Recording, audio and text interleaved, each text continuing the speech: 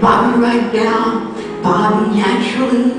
Well, each and every one of these fellows are my personal buddies. It's true. Sure, I know what you're thinking. What a picnic she must have had flying all over the place with these movie guys, right? Wrong. It tears me up to admit it, that except for Bobby, not one of these dream lovers even tried to make a pass at me. It was so depressing. I'm sure a lot of it had to do with all of those horrendous, inaccurate stories they'd read in the fat magazines about my father. Like this one, my father kept me a prisoner. That could be the only true story they ever wrote in those outrageous magazines. As far as I was concerned, sex, it was some fancy store on Fifth Avenue. Only Italian girls left home. We left in a wedding gown or a casket, that was it. Sorry, Madonna, but that song titled Years Like a Virgin, that shouldn't be my record, kiddo. I earned it.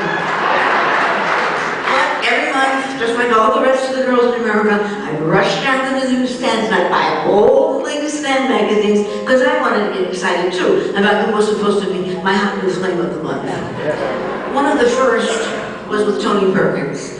One day his office called my office and we made this appointment to meet in Central Park. Period. Tony showed up with his manager and a photographer. And I showed up with my manager and my father, so what else is new? I think I'm kidding you. They took 700 pictures of us in 20 minutes, then Tony and I shook hands, we wished each other a lot of luck in our careers, and the next time I saw the guy was in Psycho. And that was just the tip of the iceberg. There was Elvis. Oh, Neil Sedaka, I don't want to forget that one. Neil Sedaka, the secret man in Connie's life. That was so secret, even Neil and I never found out about that. There was Elvis, George Hamilton, Jim Hutton Jr., Vince Edwards, Ed Cookie Burns, James Francis. I could go on to the next century with these fake romances.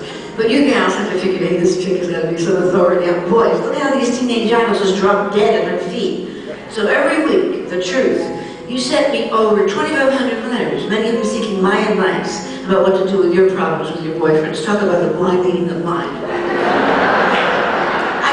All of them personally, so I became, in 16 magazine, your secret sister, and impart to you all of that vast knowledge that, believe me, gang, it was a bunch of crap.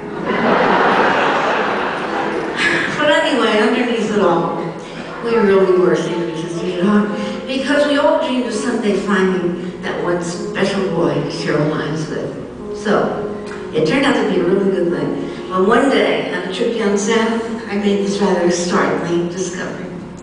It seems that in a quiet, peaceful, serene, residential little town of sun, sand, and surf called Fort Lauderdale, Florida. The boys were hung on palm trees. And I got so excited, I couldn't wait to tell the rest of the world about it too. So I did. Ladies and gentlemen, the gay national anthem.